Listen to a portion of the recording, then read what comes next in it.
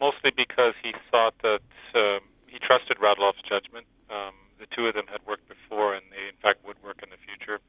And he was an artist who had the kind of ego that basically he felt that if he was going to take on the likes of Shakespeare, he was, as an artist, as significant in 20th century culture as Shakespeare. So he could put his own personal stamp on the plot line. And so both he and Radlov came to the consensus that, in fact, updating the storyline, making it relevant for 20th century audiences, specifically 20th century Soviet audiences, was the thing to do. And Prokofiev also had in his mind the theory or the idea that Shakespeare tended to play around with the endings of a lot of his works. Mm-hmm. And he speculated that perhaps Romeo and Juliet was one of those projects that Shakespeare might have, had he had, in different circumstances, toyed with the ending and created both the positive and the negative ending, both an optimistic and a tragic ending.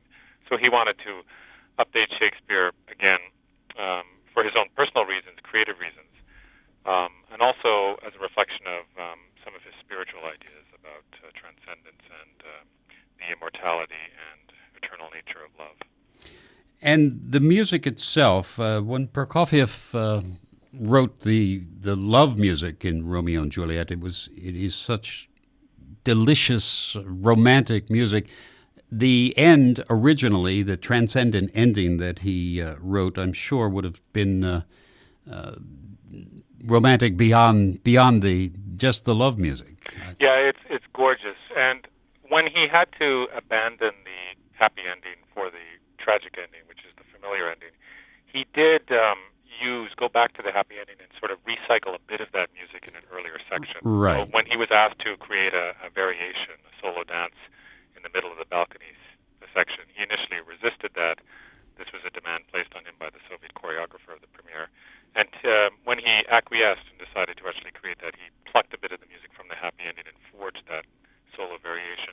But basically, the great tunes, the wonderful lyrical writing within this ballet, all of that is still there. Mm-hmm. And in fact, there's more of it. And the ending is a kind of embellishment, a kind of transformation of those great love themes in a way that sort of gives them this sort of spiritual aura. He actually sends the music higher and higher in the stratosphere of the violins, and he ends the work sort of hovering around a beautiful C major shimmering sonority, which just spins round and round, giving you a sense of timelessness. It's quite gorgeous.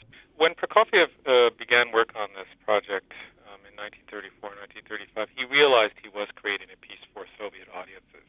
And he knew that there were certain things that were politically smart to do, politically correct to do. Mm-hmm. And so even in the first version, he actually created some folkish dances, a lot of street scenes. And basically the whole original conception is actually to show the struggle between progressive youth versus the representatives of the old order. And in a way, that's a kind of political allegory for the sort of revolutionary ideal, right. Progressive revolutionary types versus the old 19th century imperial types. So that was part and parcel of the original conception. The problem was not only the ending, but all of the musical language that Prokofiev was working with was considered by an increasingly conservative Stalinist cultural establishment.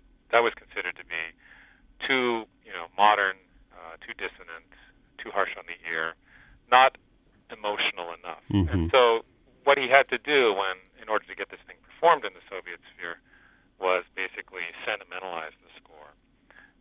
He had to acquiesce to a thickening of the orchestration. And basically he had to get rid of those things that were more playful, more capricious within the original score. And a lot of the rhythmic writing and harmonic writing was simplified over the course of the 5 years between the original conception, composition, and the premiere in 1940. So, the Romeo and Juliet, the story, the history of that score is a history of how Soviet cultural policies became increasingly conservative under Stalin. And so the musical language became increasingly conservative, the storyline became increasingly conservative, and ultimately the choreography did as well. He realized that he was truly at the whim of these musical censors, these cultural censors, and he was in a position that if he did not acquiesce to these changes, nothing personally would have happened to him. He just would not have seen this ballet on the stage. And so he made these changes in order to finally see this work performed. And this was the kind of frustration that he faced again and again and again in his Soviet period.